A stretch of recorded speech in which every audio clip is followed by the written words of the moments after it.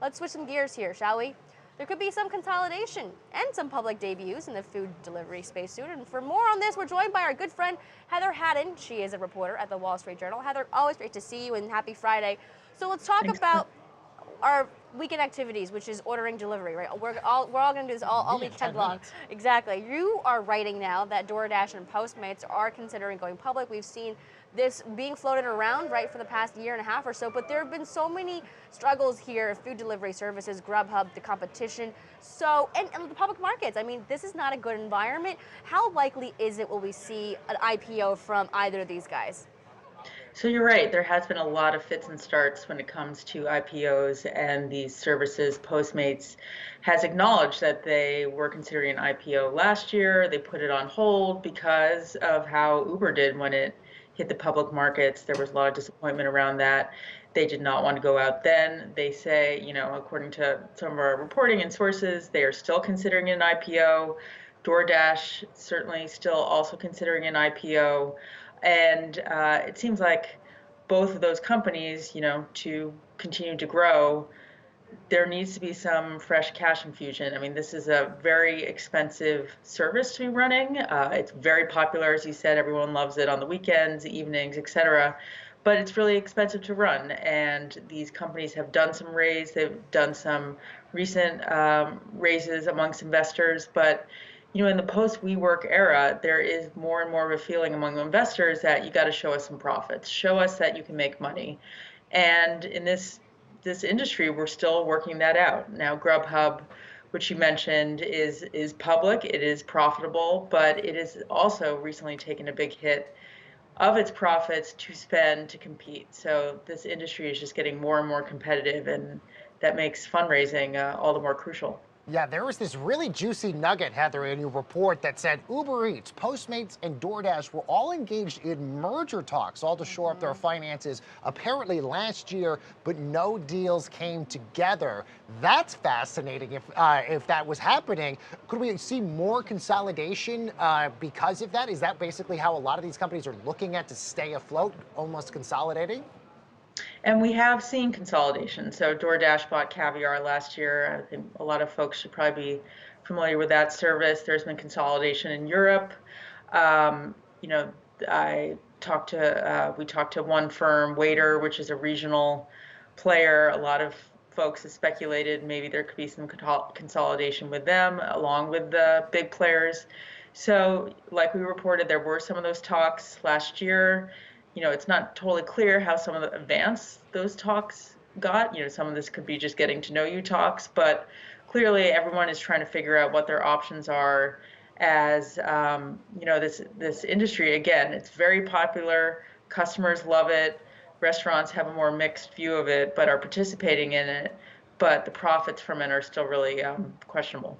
I think the idea of all of these companies combining in some form or fashion is really notable at a time when you don't really know where the government stands on mergers and acquisitions. You have on the one hand the huge merger of Sprint and T-Mobile after 2 years going through, even though for the most part I think the consensus is that this is going to be bad for consumers. On the other hand, you've got, let's say, a small razor company that wants to join a bigger CPG company that the government says, no, maybe this isn't something that we want to approve because you're taking out competition. For this industry, food delivery, given how hard it is in the scale, wouldn't it kind of make more sense to have one big network? And do you think the government would ultimately allow that?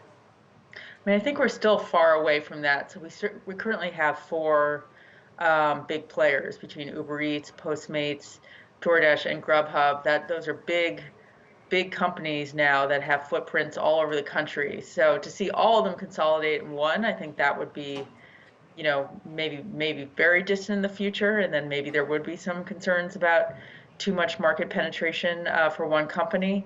But at this point, they are all really looking to show that they are viable. And, these services, like I said, they're very expensive to run. To get food from a restaurant to your house or business is not cheap. And at this point, there has been a lot of discounts offered by the restaurants and the delivery services to entice customers to use this. Eventually, like a lot of people predict with the ride-sharing apps, that might not be possible for these companies to offer anymore. This is an expensive service, and eventually they need to show they're profitable. So as some of those subsidies maybe come off, more and more reason to explore some financial options. So is the only way, right, for these companies to make money, is it just raising prices on us, those fees that we see discounted to your point? Is that the only way they can make money? Is there another way they can cut costs somewhere? Or, I mean, is it just more volume? This is tough because, some of the companies have argued that we grow nationwide, we're going to get so much more scale. But every time you enter a new market, you have to set up a whole new driver fleet that's very expensive to recruit and retain and suddenly amass new drivers. You have to recruit new restaurants. This is all, sales teams that you have to hire. This is marketing and advertising. So you don't really necessarily get economies of scale because all of these new markets are individual new markets that you have to set up. So there is real questions about efficiency really coming from going nationwide. I mean, it certainly makes these companies' names much more known. I mean, even 2 years ago, DoorDash really wasn't a player in a national way in this market. Now they're the dominant player. So their name is out there, but again, can they really get, this to be profitable? So there's a lot of industry analysts and restaurants who expect that eventually it is going to get more expensive.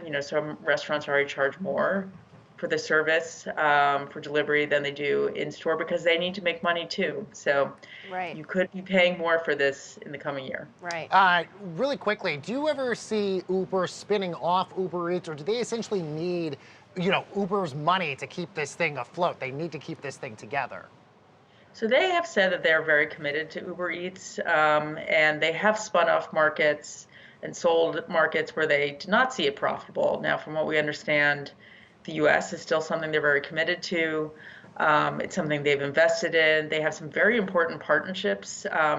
They do all the delivery for Starbucks, for example, and they were the original partner for McDonald's. So I don't think they're going to cut it off at this point, but it is still something they're having to invest in to make it work.